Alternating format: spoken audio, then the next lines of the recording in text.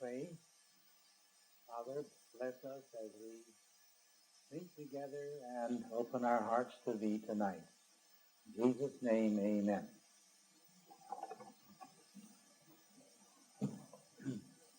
Never was the world so open to new truths and to the spiritual as today.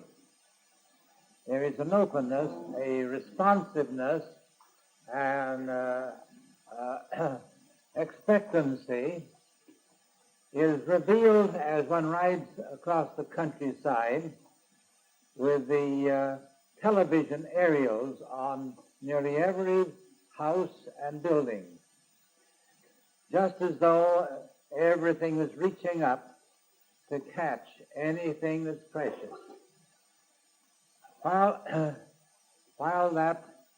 those aerials go up to get the views and sounds of this material world, we can well see it's merely a symbolism of an inner upreaching from the hearts and souls of men. We're counting on those aerials in you as we gather here. I'm counting on that tonight. For my father was president of a fire insurance company, and I discovered that lightning never strikes a house from above. It strikes it from below. A little leader comes down, and then the great voltage comes up from below and flashes up and down along that leader, and everyone thinks that it all comes from above. All we're doing here is to send out some leaders, and we expect the voltage to come up. And if you have your aerials up, you're going to really catch something, because every once in a while the speaker gets a little twisted, and instead of something coming from him, he becomes merely a channel, and something comes from heaven itself. A minister announced, next Sunday I'm going to preach the greatest sermon ever preached. Now, of all things, to announce that in advance. Of course, all his friends went with hope and expectancy, and whatever enemies he had, they found took that as a good opportunity to speculate on what a conceited man he must be. And when they arrived, he announced that he was going to recite, or rather he just proceeded to recite the Sermon on the Mount. And when he finished, he said, if any of you know of a greater sermon, I'd be glad to have you tell it to me. Gandhi refused to become a Christian because, among other things, he couldn't find a so-called Christian nation that dared to use the Sermon on the Mount in statesmanship. He took the Sermon on the Mount in one hand and the Bhagavad Gita in the other, and went around India, and without the firing of a gun, but simply depending upon the nonviolence and the love, everything expressed and putting into practice this Sermon on the Mount, he liberated 1/5 the human race from the greatest empire that's ever existed. I'm here to tell you that you can liberate yourself from any tyranny, any bondage. You can meet any problem in relationship man to affairs, to heaven itself, if you just take this. For it is divided into 3 sections. The first third deals with our relationship with man. The second, our relationship with God. The third, it takes the essential things in both and weaves them together in a perfect technique of prayer. Almost nothing like it when we really look into it thoroughly. All that we need to know about our human relations can be found in the 5th chapter of Matthew. How should we divide up people? Is our adjustment based upon race? Treat the Japanese one way, the Chinese another, the Germans another, the Negroes another, and the whites another? No. Do we treat them by nationalities? No.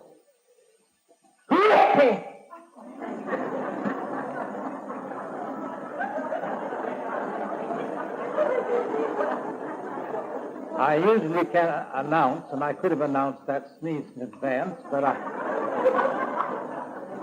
driving in the automobiles, I always do announce it so that the driver will not run off the track.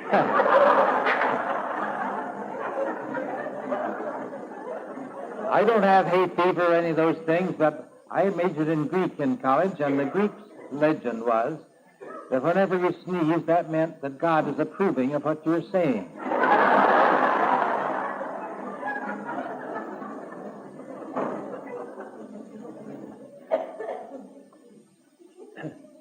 I have found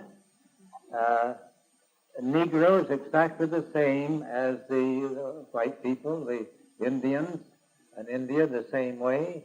In fact, I was talking with a Negro minister, and I thought I was talking with Roland Brown once. And I finally began to call him Roland. I looked up and I saw that his skin was a little darker. But you'll find every type in every race. But there is a classification. Not the classification a woman worked out when she's been selecting folks for a reception. She wanted to have things well balanced, and she made a two-thought amazing discovery. You could divide all people into two classes, chemically speaking, the bromides and the sulfites. The sulfites, you always knew what they were going to say, but the bromide, the bromide, you always knew what they were going to say, but you never knew what the sulfite was going to say. The bromide is one who always says, I can remember names, but I can't remember faces, but I can't remember names. And my, how you have grown. When they meet you, I'm pleased to meet you. When they leave, I had a very nice time. Bromide will say to his bride, honey, pass me some more of those hot biscuits. The sulfite will say, hey, you little battle axe, hand me some more of those burnt offerings. But Jesus didn't divide them that way. He said there is a natural relationship that's naturally drawn to you, and you have a right to respect it. Some that you're naturally drawn to, some that you're not naturally drawn to, and some that you just do business with, neither nor. Those that you are drawn to, you have a special duty. Those that you're married to, and your family, and all that, to love them.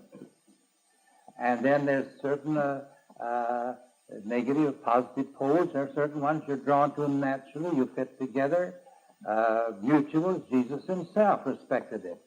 After selecting 12 disciples, when he wanted to go very far, he took Peter and James and John. Now, with those that you feel naturally drawn to, you should love them, but don't let your love go overboard into possessiveness or lust or infatuation.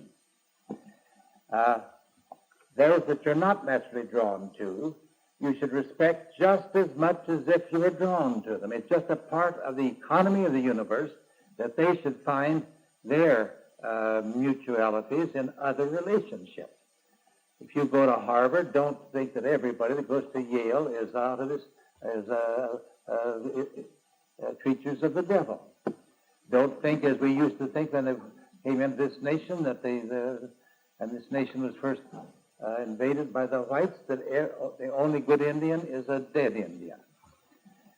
All that is all wrong.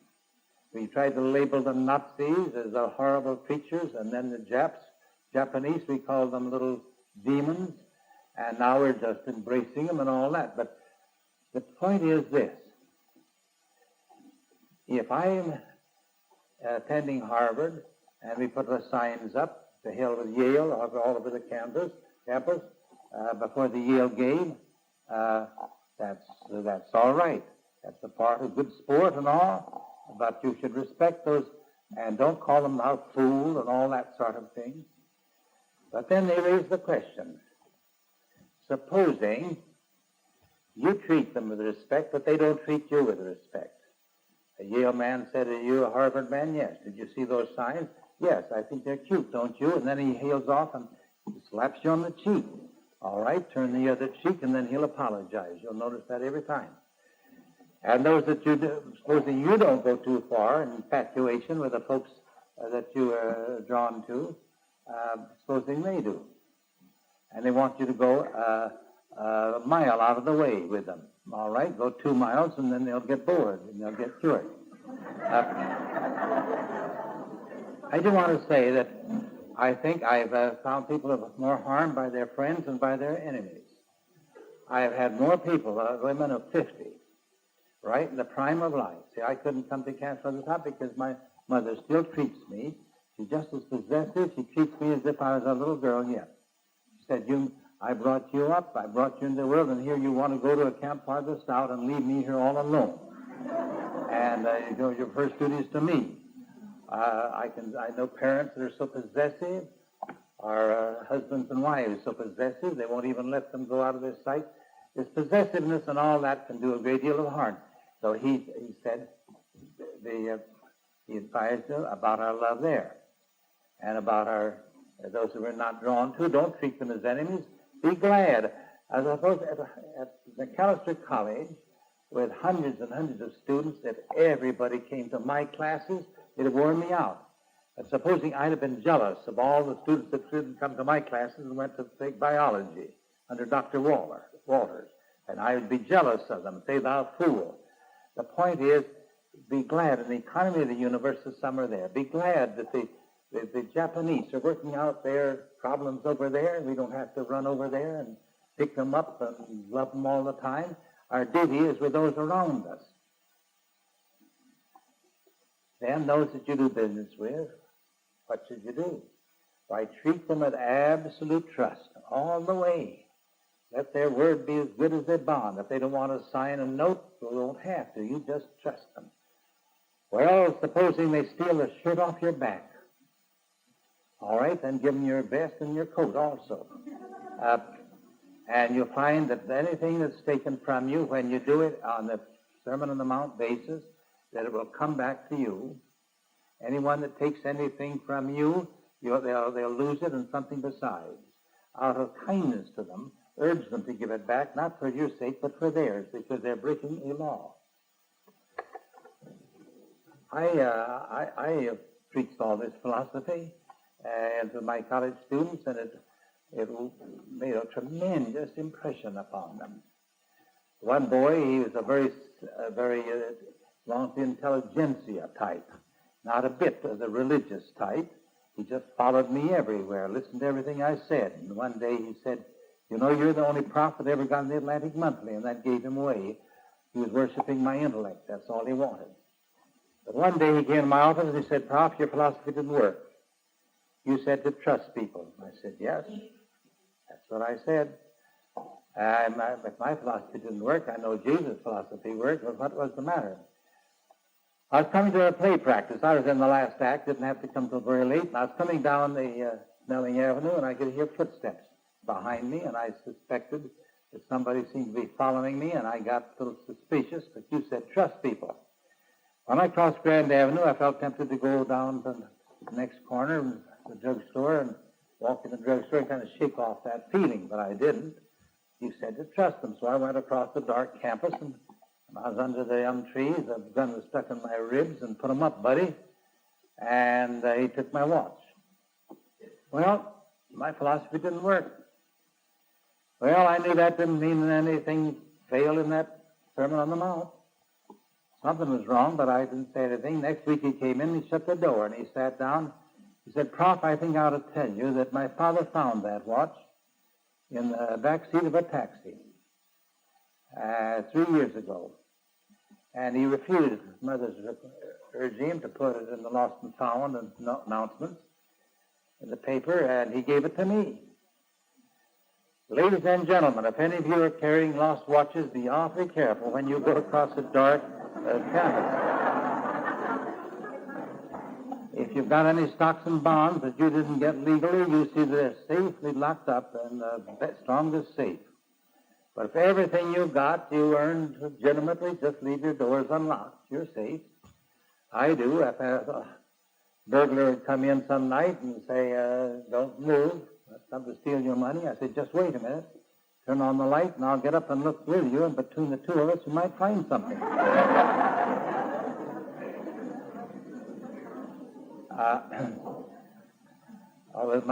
When I have my car loaded with a lot of my books, I don't ever lock my car door. If anybody came out and stole a few, any robber, I know it would convert him and he'd have another soul saved. But at any rate, these things work. And then he ended that great chapter with a psalm prayer on love. And he carried that love way, way, way up. Everything in this chapter doesn't stop halfway. It goes farthest out. That's why we have to give it if you want to be angels, you've got to go farthest out. He said, I'm not talking about the little picayune, anemic kind of love where you love your neighbor. Anyone does that, even the pagans. I'm telling you, have your love big enough to love your enemies and forgive those who despitefully use you and be kind to those who persecute you. Why, the rain falls on the good and the bad. The sun shines upon the just and the unjust. And if your love is big enough for that, then you know what you are? Why, you're perfect. You're perfect as the angels? Oh, more than that. You're perfect then as your heavenly Father is perfect. Walter Fiskus this morning said you could just let Christ fill you and become almost a little Christ. I want to say if you forgive all your enemies, your friends will just see Christ walking down the road. They may not see it in you, but they'll say, I felt a spirit there. I feel there's something there. Did you ever realize that? Or when you, I'd like to say another place where you, where the perfect comes out in you is when you're weak. I was walking through the halls one day, the college halls, and I suddenly felt almost a whisper like of heaven flow into me as I passed a group of students. And I stopped and looked at them. They were starting there, boys and girls, laughing, talking. And the next day walking, and again I felt that just as though the window of heaven had opened. And there's a group going by, and I looked, and I noticed there's the one little sad-looking little girl that had been in both times. And then the time I was walking through the hall and met her, past her, and again I felt that. I said, just wait a minute, Vera. You got a few minutes? She said, yes. I'm just going down to the library to study. Well, come to my office. I want to talk to you. I said 3 times I felt a power, as though I was passing an angel when I passed you. Can you tell me where it comes from? Well, I can't understand that.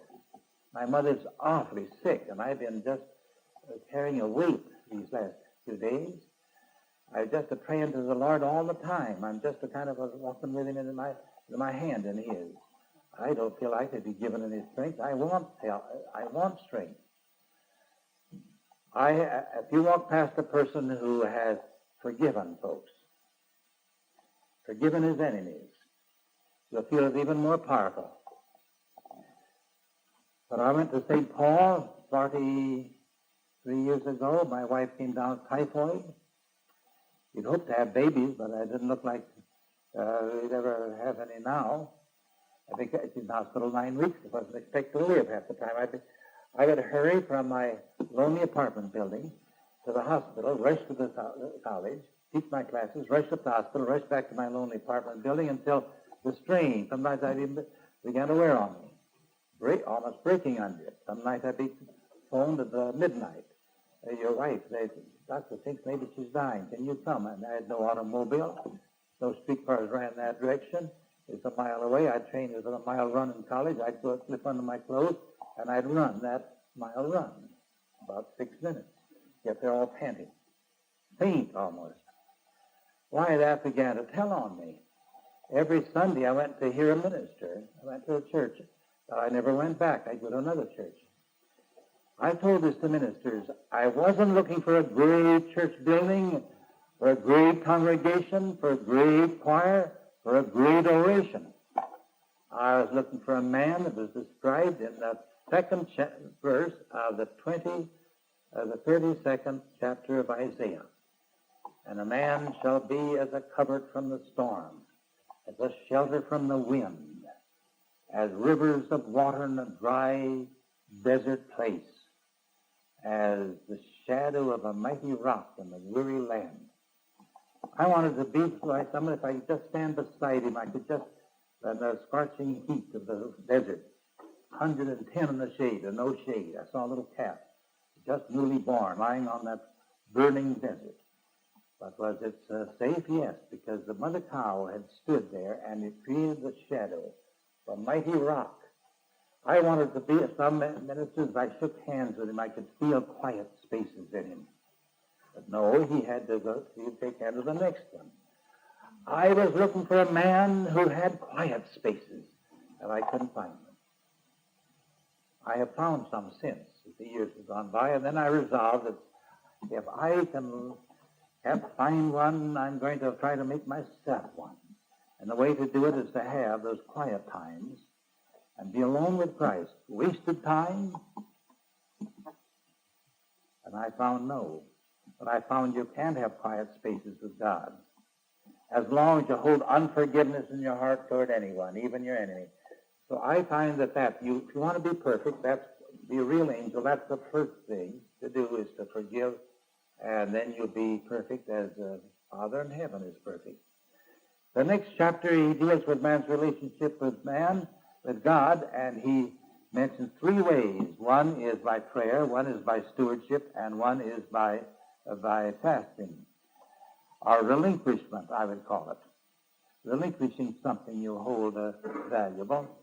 Now, prayer, we all know that, but he said don't pray in the public just for show. It should be a secret thing, where it's really a relationship between you and God. If the others around you are in tune, you can do it before others, but be sure that the central thing is there and not to show off. And then the giving alms. I have found that stewardship is almost as vital a means of reaching God as prayer. After my wife and I began to tithe long before we could afford it, I didn't do it for a long time because she worried about money. I said, you quit worrying, but she still didn't. But after we began to tithe, then she quit worrying. After the moment we tithe, all that we needed came to us. The Mormons all tithe. They have abundance. They could produce anything. If they could directed, if we could work right in conjunction with them, and they would finance what we were doing, we could save the world for peace in 3 years. It is Secretary Benson, the Mormon, is the one that nearly always leads them in prayer.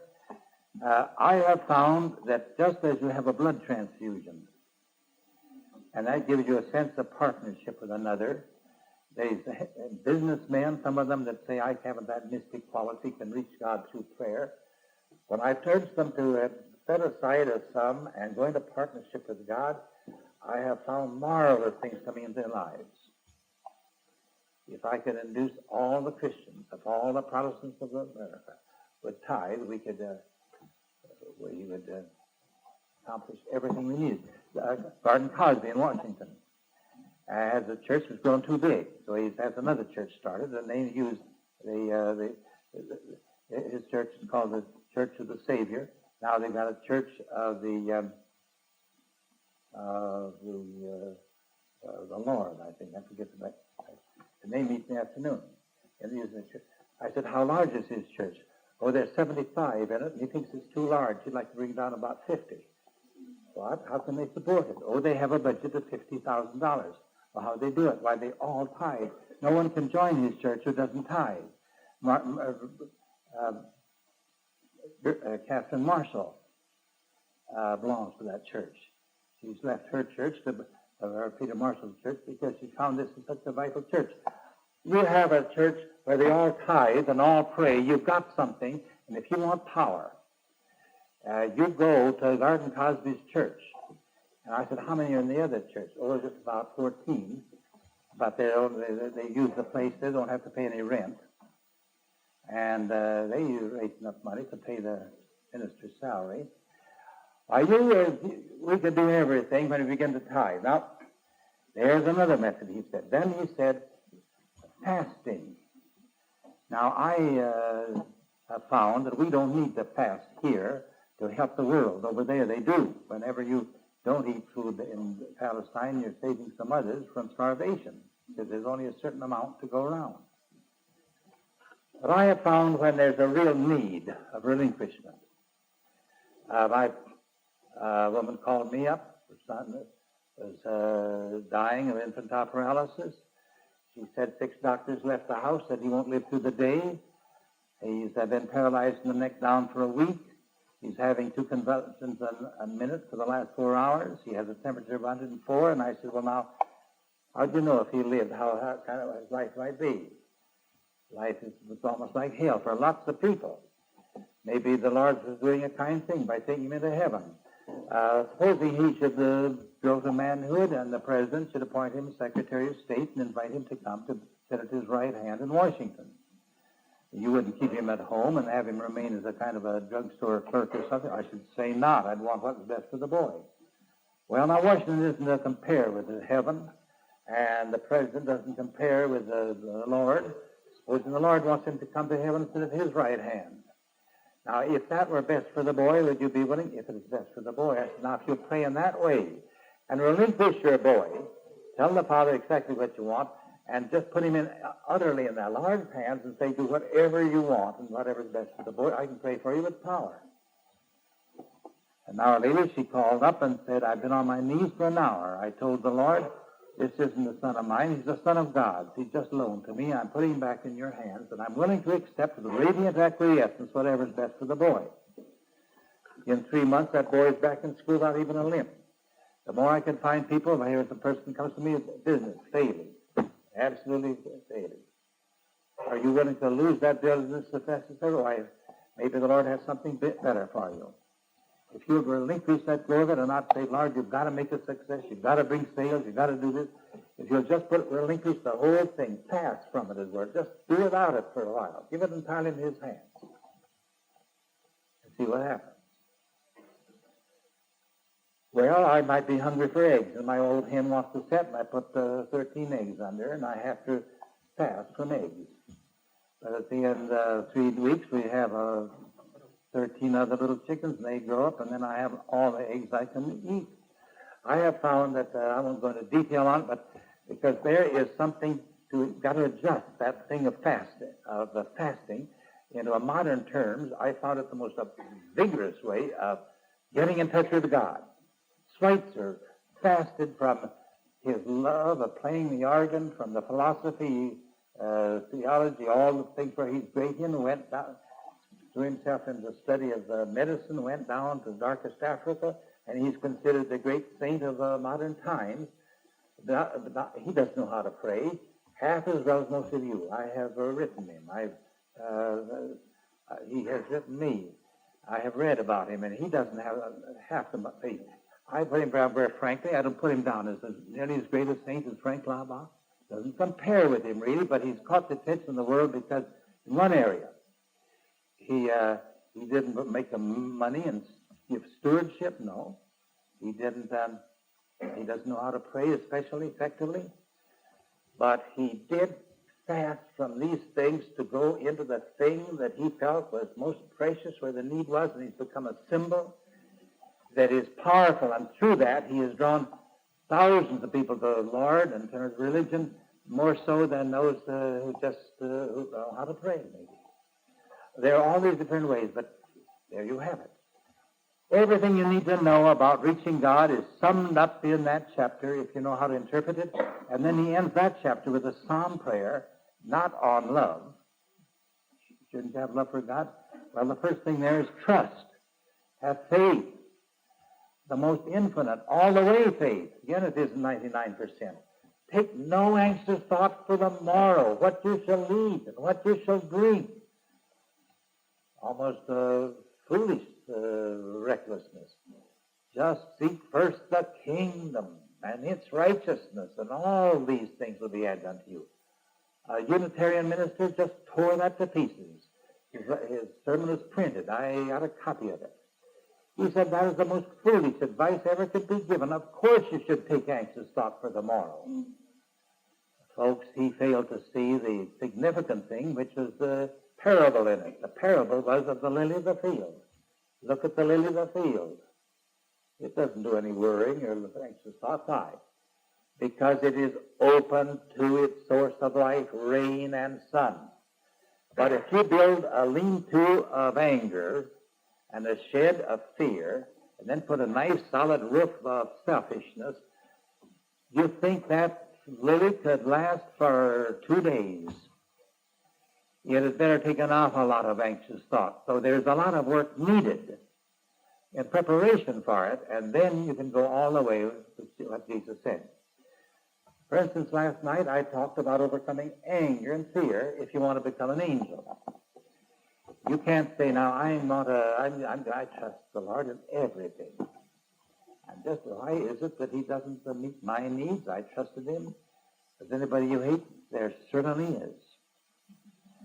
I love everybody, but there's one person I have righteous indignation against.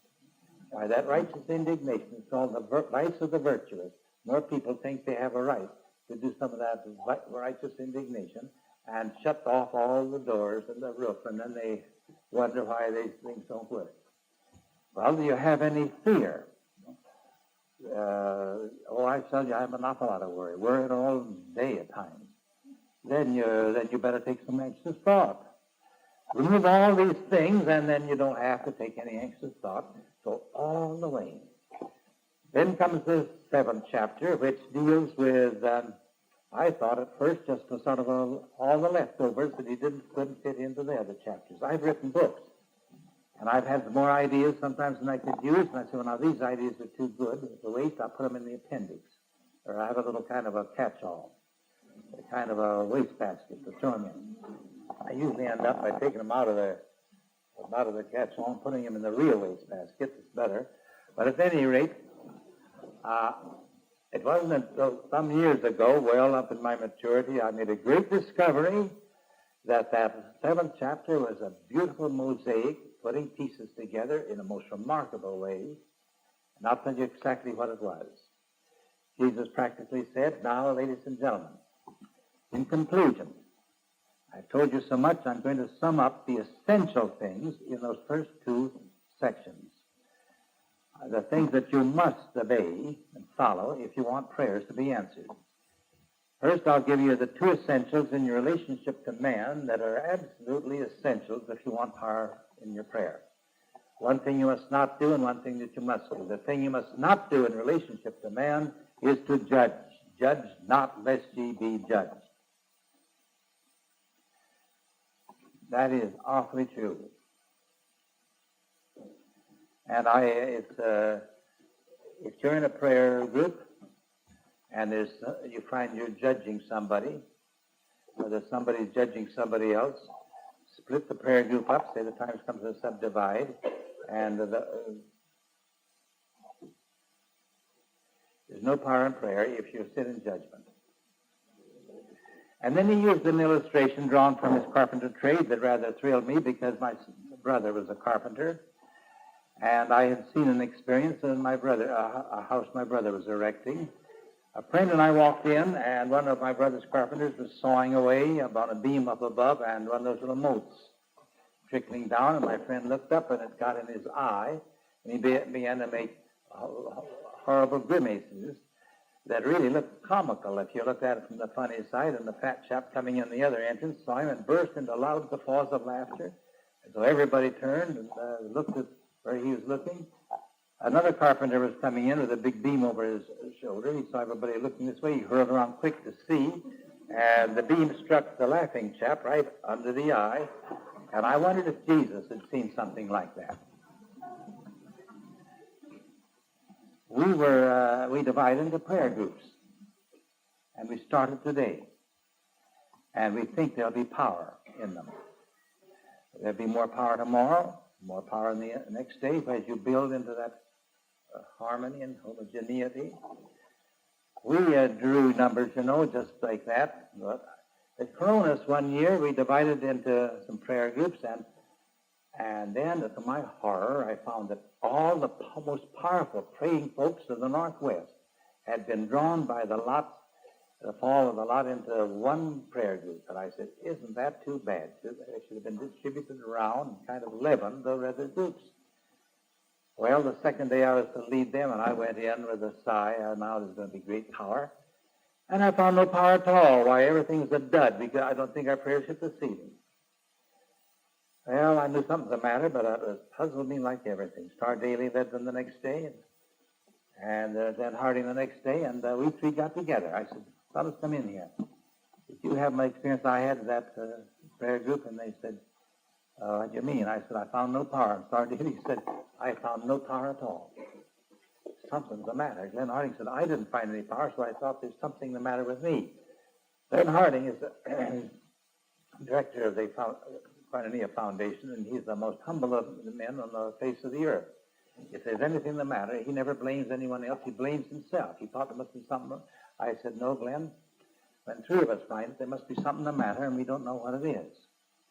The next day, I believe Marie Daly led it, and she said, I don't see anything the matter with that group. It's the most powerful group I've ever led. At supper time, a dear old lady, Mrs. Russell, 80 years old, she was played the music for Agnes Sanford, Alice Craft, the rhythms.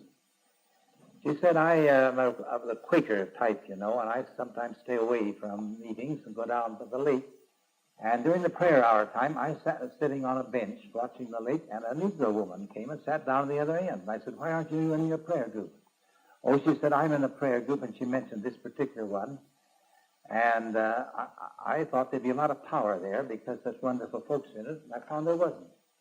But I've just discovered there's one woman there that takes offense at my presence. I thought maybe if I stayed away, there'd be power, and there was.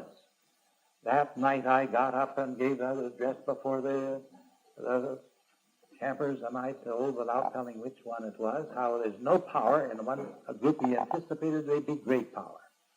And how it was revealed that there's one woman in that evidently had a offense in a Negro woman's presence. We happen to have Negro women in nearly all the groups so that no one could fix any fault on anyone. But the woman who took offense realized that she was to blame. She sought out that Negro woman, begged her forgiveness, besought her to come back again, and after that the power was tremendous. But there it is. If you're in a prayer group where there's tension and misunderstanding and criticism and judgment, it isn't a prayer group. That's all there's to it. He laid down a law there that is so true. We proved it over and over again at the camps. And if you're the cause of it, step out.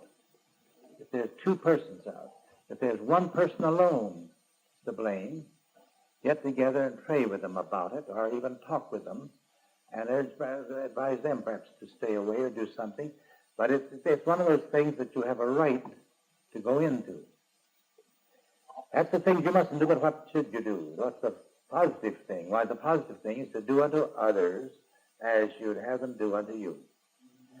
Don't need anything more. That's fair. Then in relationship to God, there's one thing you must not do, and there's one thing you must do. Notice how they're arranged just like sights, like that. A positive and a negative in both places. You get your aim just right, pull the trigger, and you'll hit the mark. If you can follow this now through, and you'll find a perfect technique of prayer that will hit the mark just as sure. Jesus said, straight's the way. It isn't if you say, I'm not going to follow this little laws. I'm going to have my little pet peeves and hate folks just as much as ever. I'm not going to stop that. It's a luxury to me. I enjoy it. Well, you're just blunderbuss all around. Your prayers won't be answered. Straight's the way. And then he said, by their fruits you shall know them. And if you keep missing the mark, make an examination and see which one of these marks are out of line. Well, let's at least see these marks now about the relationship to God. The thing that you must not do in relationship to God is to blaspheme or demean holy things, expose them to scoffing. Don't scoff them yourself, but don't even expose them to scoffing. We'll have a prayer here. We'll have a broadcast for the world before the week is over, and it may be a thrilling time. They felt it was last time. And supposing you go down here to town to get a malted milk or something, and you go in, there's a bunch of folks around, say, We sent a broadcast of love to the White House and things. You're going to see the effect of it, and you just watch the papers some of these days, and then you go out, and then they turn around and they say, oh, yeah, there's another crackpot, and you have spilled actually as if you were opened your arteries.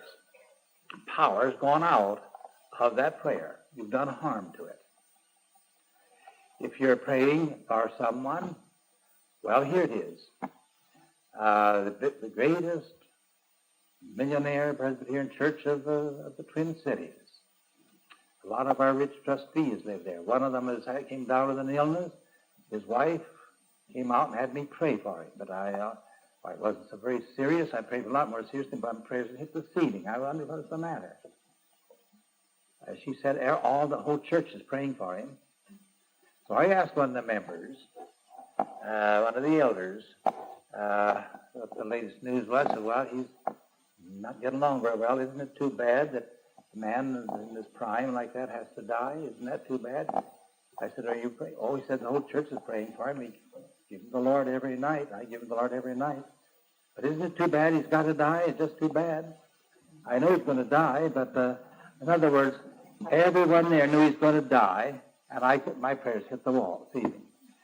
Better not blaspheme the power of prayer by spreading it around too much. Then if he had just come and told me and no one else, and we'd gotten a little group together, we'd have had a whole lot more chance than when you spread it out. And then these others might actually be scoffing at it. So there's a danger of scoffing. I'd given a series of talks in Harry Emerson Fosdick's church back in 1929. When Saturday came, I was to give an address in Dr. Buttrick's church, the famous Madison Avenue Presbyterian church. I took dinner with Mr. Buttrick, and then we went in, and I thought, well, this will be wonderful. I want to have this a wonderful time. And I found I just couldn't. My whole talk was bouncing back from against the stone wall. Personally, I had it written out. It was a good one. Later I came out, I think, in one of the chapters in one of my books. And I just almost had to read it. Oh, it was the heaviest thing I ever ran across. The next noon, I took lunch with Dr. and Mrs. Daniel Fleming of the Union Theological Seminary, and Miss Bertha Condé, who is one of the great spiritual leaders of the time. This was 30 years ago. She was dressing women, college women everywhere. Marvelously sensitive, intuitive, a psychic type of woman. She said, Glenn Clark, I didn't hear a word you say there at Madison Avenue Church last night. A man came in and sat in front of me who exuded such cynicism and scoffing and criticism. I spent the whole hour praying that either that would leave him or that he would get up and leave the place, and he didn't. So I didn't hear you. And Mr. and Mrs. Fleming, they smiled at each other. One of them nodded, and they said, well, I think we should tell you. We saw the man. He's a professor in the Union Theological Seminary, and he was very jealous that you were given that assignment to speak instead of him. You know, folks, I think more harm is done to the Christian faith in the jealousy and the backbiting between religious leaders. Why, that's one reason why I established the Camp Farthest Out. I'll tell you why. I used to go to the student conferences, great. They come from 8 different states, 800 students in those old days. And here'd be an evangelist, and here'd be a psychologist. The evangelist thought the psychologist was the son of the devil. The psychologist thought the evangelist was an old fogey. They hated each other. Then I found that when we met to discuss things, who should speak tomorrow, everyone was jealous. Each one wanted to get up and make the speech, the main speech. So I said, well, let's leave me with my little prayer group. And I won't argue about that. Let you folks do the leading.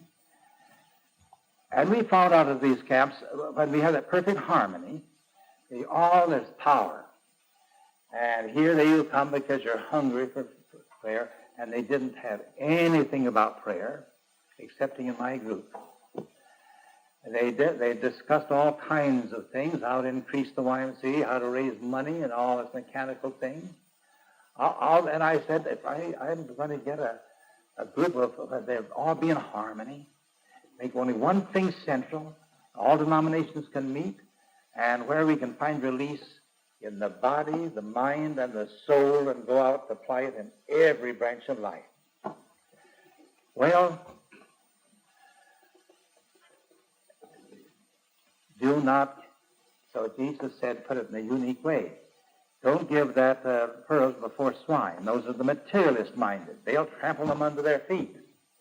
And there's another class must be very careful of, and it's a rather strange class. They're the church leaders in other denominations or groups that don't agree with you. They're the watchdogs. They're the watchdogs to see that every area of orthodoxy is followed. Some of them don't believe that there ever was a single miracle ever happened after the Bible ended.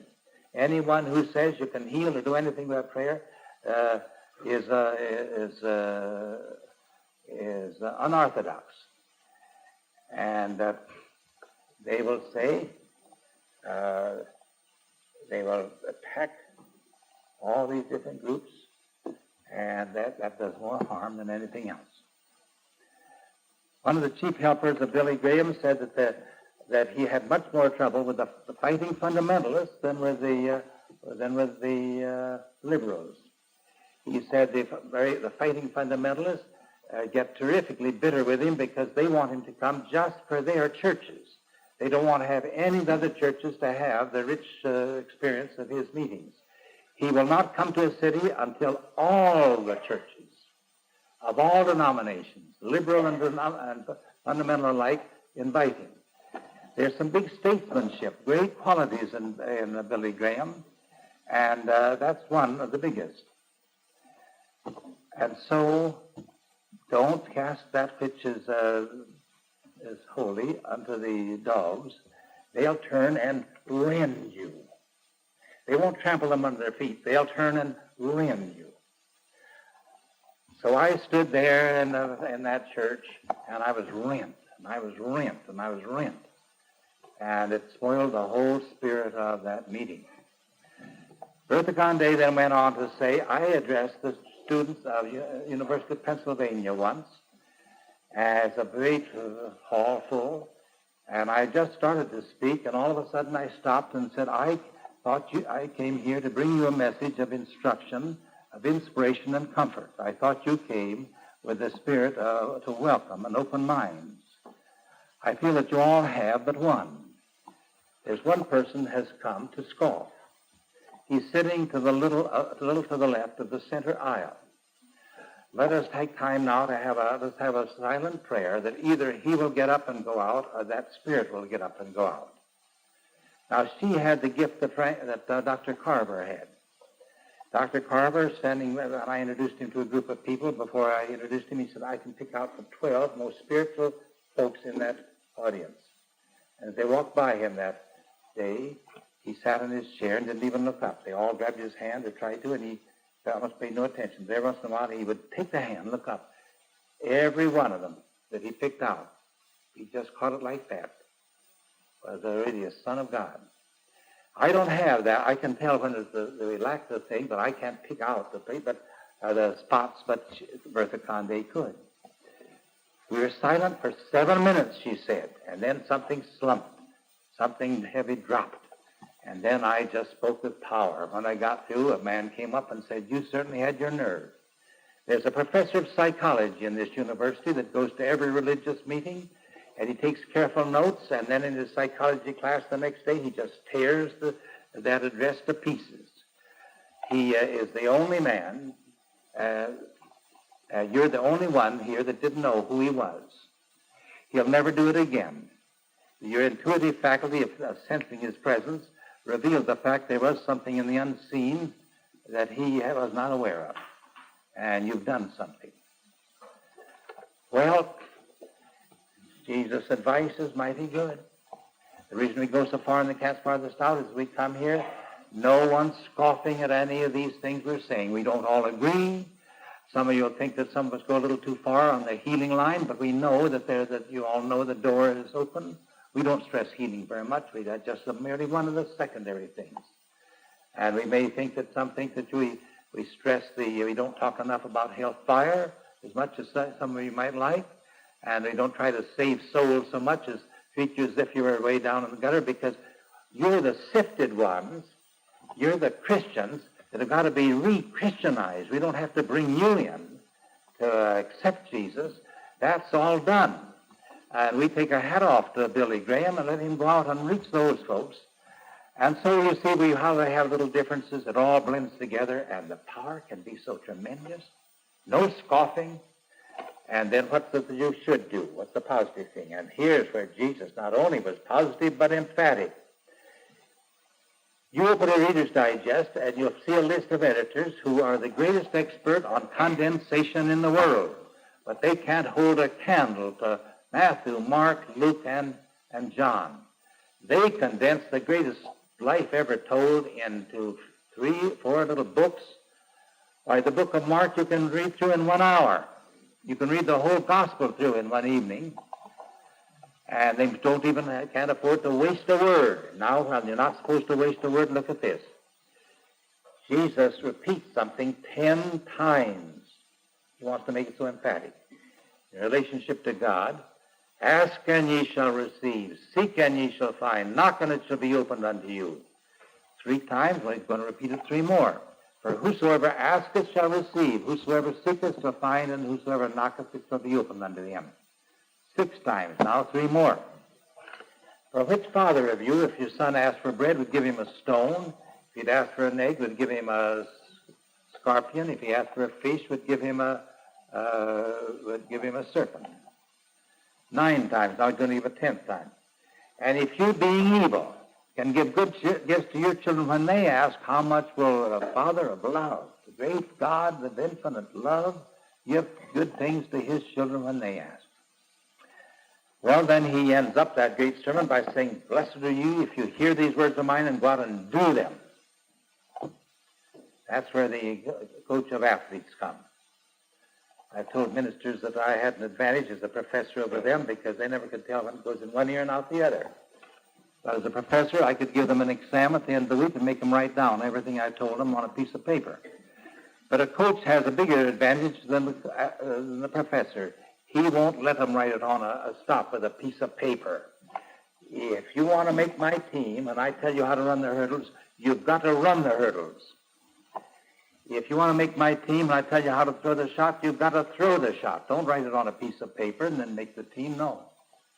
And what's more, there's going to be no guesswork about it. They're going to use the stopwatch and the steel tape, absolute perfect measurements. And if you don't meet the test, you're not on the team. Now, that's what I like. What I'm doing right here to do, I'm not here as a preacher nor as a teacher. I'm here as a coach of athletes of the Spirit. And what I've told you tonight, I'm going to ask you to use before tomorrow night. Get your little gun ready, find something you want to aim at, and pull the trigger and see what happens. Well, that's what I wanted to do. And I began to look around, and the letter came, and there was my chance. A letter from a graduate of 20 years before, my classmate, Gwen, that Mrs. Clark and you love so much, has had an awful hard life, and now at last she has 4 children around her. She has a nice position, a teaching job in Rapid City, South Dakota, and the doctor says she has cancer of the kidney, and he's going to operate on her next week, and he's told one of the nurses secretly that there's no chance, and they're not even to call him back again. After the operation, they're just to keep her shot with the morphine until she dies. I don't think it's fair for a good God to treat a sweet girl like Gwen. Now, I don't know how to pray, Prof, but you're a man of prayer. Won't you pray for Gwen? Well, I said, let's see now. I'll get my little instrument of prayer together and see how I am. In the first place, do I have any judgment against anyone? No. Am I willing to do unto others as they'd have me do unto them? Why, I sure would. Am I going to be careful not to expose this to any scoffing? You know, I should say I will. I'm not going to tell anyone. Maybe I better not tell my wife, not because she'd scoff at it, but because she has almost no faith. She's got a great fear of cancer. She has almost no faith, very little faith that prayer can help cancer. As a matter of fact, Lord, I don't know if I have any too much, so I better not weaken it by telling her. And now how about this other? Now all I need to do then is to talk to God as I would to a father with absolute faith that If I ask for bread, he won't give me a stone. So I went up to my room. I didn't usually do that. Shut the door, and I knelt down. I don't usually do that. I was going to make a real clean the slate here for a real attempt. And then I said, now, Father, I have two lovely daughters. If one of them had a mighty hard life and at last had come into a happy heritage, I wouldn't pull her out of it because I love her. Now, Gwen isn't a daughter of mine. She's a daughter of yours. If anything happens to her, it'll be your hard luck and not mine. I'm going to trust you with her. I know that you love your daughters far more than I can love mine.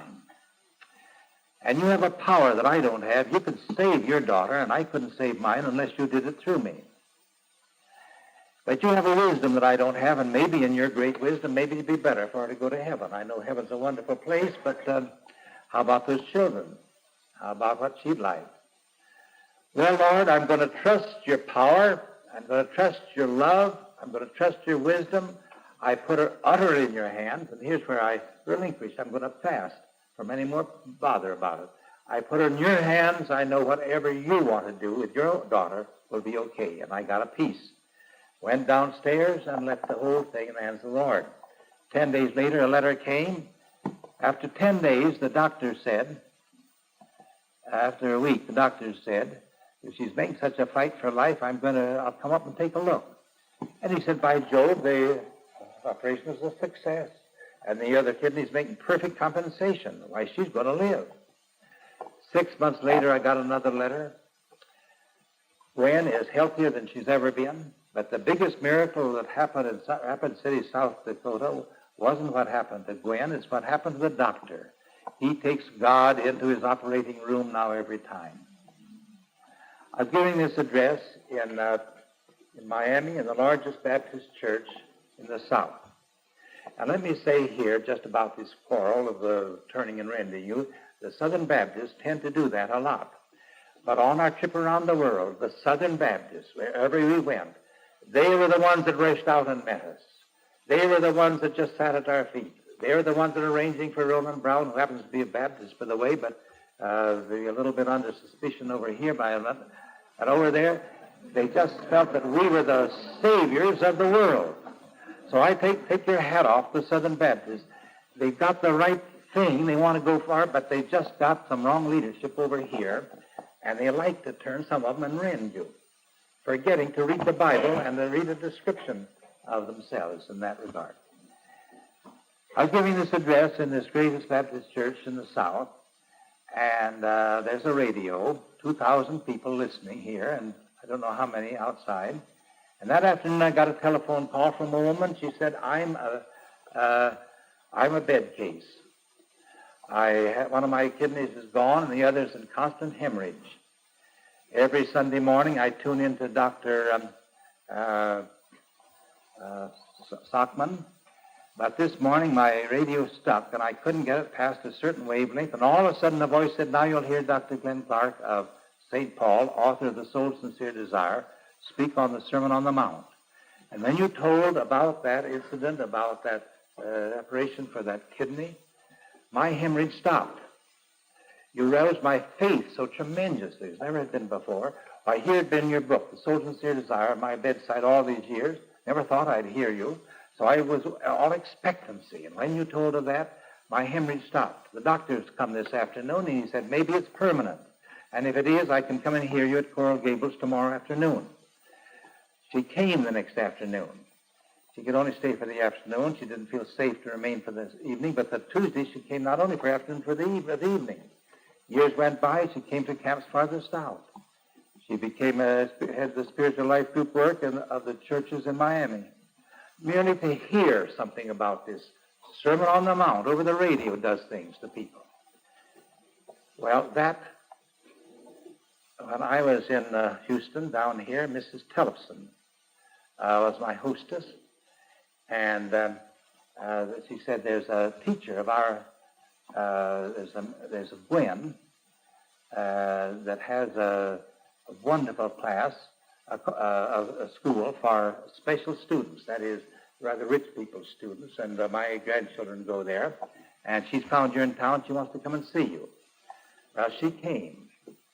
The Gwen that I had seen healed 30 years before, or 25 years before.